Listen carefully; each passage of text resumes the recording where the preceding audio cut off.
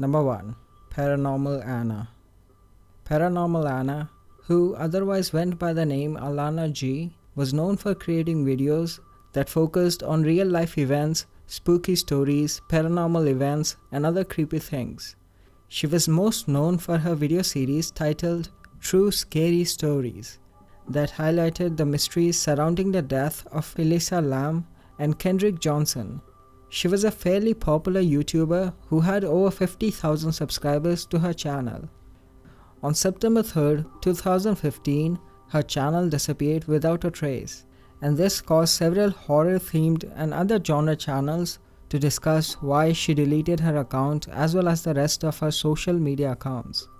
Upon inspection, it was found that just a few days before she vanished from the site, she posted 4 strange tweets which read, "Had a pretty scary stalking incident.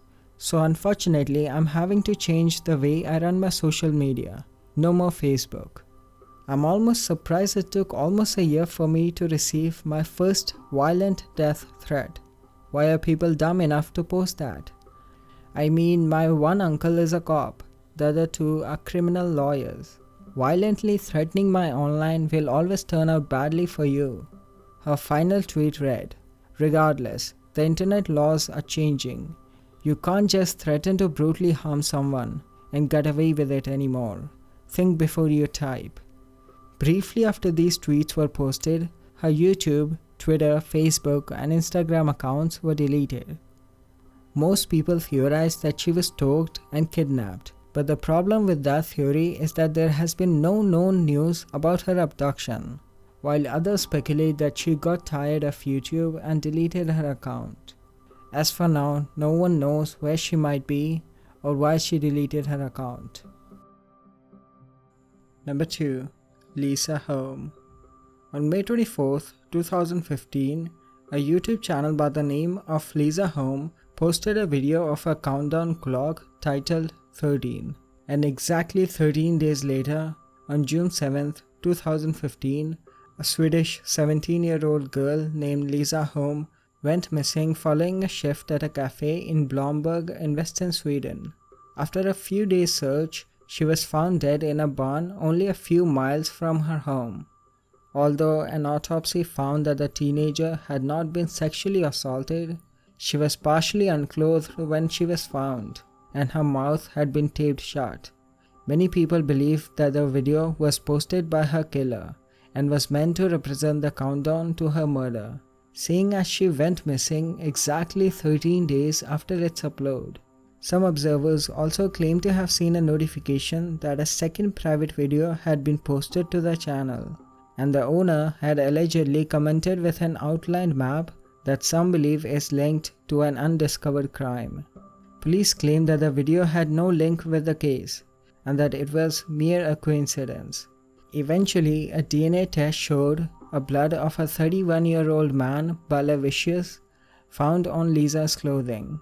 Traces of his semen were also found in the barn. His lawyer Inger Ronbag had told the trial that her client had been in the barn a few days before with a small cut on his hand, and that it could have gotten on the ground where Lisa was left, resulting in showing up on her clothes. She also insisted that her client had masturbated in the barn where he sometimes worked several days before the crime took place. However, the judge found him guilty of the murder and sentenced him to life in prison. The YouTube video was never mentioned in the case, and no one knows if the video is really connected to the crime or was just a mere coincidence. Number 3. Kimberly Ann Morrow. Kimberly Ann Morrow cancelled plans to attend her high school junior prom on the night of May 11, 1986, after an argument with her boyfriend. She went out with a female friend instead, and they met 2 25-year-old male acquaintances. Kimberly stopped by her house at 11 p.m. and told her sister she would return home in an hour. She was later seen entering a late-model white Pontiac Trans Am with one of the men. She didn't take her purse, makeup, or any of her personal belongings with her when she departed her home. They supposedly went to a teen drinking party. The man Kimberly was with, Brian Inman, later stated he dropped her off at approximately 3:45 a.m. the following morning. He told authorities that Kimberly was still upset about the fight with her boyfriend and requested to be let out of the car on Jewel Street, half a mile from home. She allegedly claimed she wanted to be alone and walked the remaining distance to her house. She has never been seen again. Although foul play is suspected in her case, no one was charged with the disappearance. This cold case lay dormant for years, until in August 2015, when police, apparently having new information, conducted a search of some property owned by Inman. The search included ground-penetrating radar and cadaver dogs, but nothing was unearthed. In September 2015, with recent developments in the case, a YouTube channel called 00B4A56 appeared. In total, 12 videos had been posted there. The videos contain some trivial coded messages, mostly ASCII, and disturbing content, some of which appears to be original 1986 VHS footage, documenting preparation for a crime on May 10, 1986. In the About section of the YouTube channel, the description is a message which reads, when decoded, "Trying my hardest to cover up my tracks and revealing things to clear my conscience." One of the videos contained codes which roughly say, "Think it's safe to come out now. Had to relocate. I need to be smarter with my videos. They will find me." While another video's description translated to, "I've had her since May 10, 1986. The channel no longer exists and the videos have been removed, so no one knows if this was a hoax or the mysterious uploader really was somehow connected to Kimberly's disappearance. Number 4. Telika Patrick. Telika Patrick, a first-year resident in Western Michigan University's medical school program, was last seen on December 5th in the parking lot of Borges Medical Center in Kalamazoo, where she worked. After finishing her shift around 7 p.m. at Borges, Patrick got a ride from a male co-worker to the downtown Radisson Hotel. She was seen on surveillance footage at the hotel wearing a black hoodie and black slacks and attempted to check into her room. She had no identification, only cash, and ended up leaving. The hotel shuttle service took her back to the medical center to get her car just after 8 p.m. Her car was found in a ditch off I-94 in Portage, Indiana around 10 p.m. after Indiana State Police received a call about a vehicle driving erratically. The car contained her wallet and identification, but no car keys. The car had a flat tire, but was otherwise undamaged. She was reported missing the following morning when she failed to arrive at work. The state police took a bloodhound to the scene on December 12th, and the dog traced her steps back to the freeway and stopped.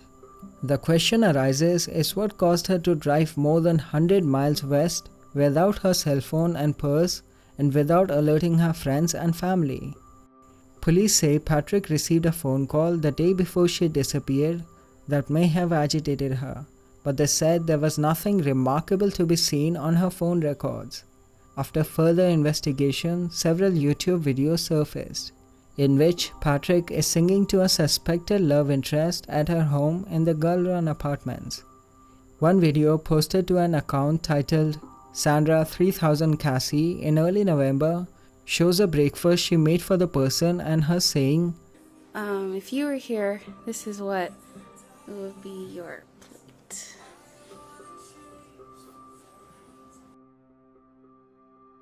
In another video, she refers to the person she is addressing as baby and love. Telika's mother said she didn't know whom Telika was referring to in the videos, and she doesn't think she was in a romantic relationship at the time of her disappearance. Patrick's ex-husband also is not a suspect because they haven't had any contact in 2 years. In the video, it is suspected that her delusional romantic videos were directed toward a popular gospel singer that she had been accused of stalking.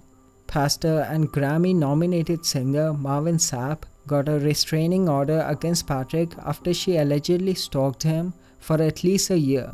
She would email and tweet him countless times a day, attempted to contact his family, and even chose her college and career based on where he was located. Sapp reportedly presented 400 pages of correspondence from Patrick that he says he never responded to. Ominously, the second video Patrick uploaded is titled "Surprise Final Video," and she disappeared just a few days after that upload. Her family claimed that Telica did not suffer from mental illness. On April 6, 2014, her body was found by a fisherman in Lake Charles, Indiana. After autopsy, her cause of death was determined to be drowning. While they strongly believed that foul play was involved, the case was closed as an accidental death. Number 5. Kenny Veach. In 2015, an avid and experienced hiker by the name of Kenny Veach started commenting on YouTube that he had found a mysterious cave cloaked in oddity out in the Nevada desert in the Sheep Mountains. In it, he described hiking in the Nevada desert in an area near Nellis Air Force Base where he found the oddly shaped entrance to a cave. Kenny said the cave entrance was at ground level, was about the same height as himself, and was shaped like the letter M. He recalled that entering the cave caused his body to vibrate, and it got worse the further he went in. He said, "Suddenly I became very scared and hightailed it out of there." After receiving many comments about this cave and their interest, Kenny decided to make a YouTube video on this mysterious cave. He would eventually venture out again into the rugged Nevada Badlands with a camera to record his exploits and any evidence he came across. But on this second trip, he was unable to relocate the cave. He uploaded the video of this expedition, which only further generated interest in the mysterious cave. Egged on by other YouTube commenters, Veach vowed to return to the cave and would take a gun with him for protection. A YouTube commenter even replied, "No, do not go back there. If you find that cave entrance, don't go in. If you do, you won't get out." Kenny asked, "What makes you say that?" But he got no reply. On 10th November 2014, Kenny returned to the site to find the cave, this time planning an overnight hike. Kenny never returned from this third trip. Despite searches by family, friends, and the Nevada Red Rock Search and Rescue Team, no signs of Kenny Veach was ever found, except his cell phone, which was found near an abandoned mineshaft. A camera was sent down the mineshaft, but no trace of Kenny was found. Since Kenny didn't like carrying GPS, it's theorized that Kenny simply fell and died in an unknown cave or died of exposure. Some have suggested that he may have innocently stumbled upon illegal activity, seen something he shouldn't, and been abducted by a drug cartel. And as this is the Nevada desert, home of Area 51, there have also been conspiracy theories about alien abduction and sinister military activity. Others have suggested that he may have encountered a mountain lion. His girlfriend has since added a comment to YouTube urging all hikers to take GPS with them on their travels. The cave where he ventured out has not been found since. For now, the M cave, if it's real, still sits out there in the unforgiving desert, perhaps waiting for its next victim.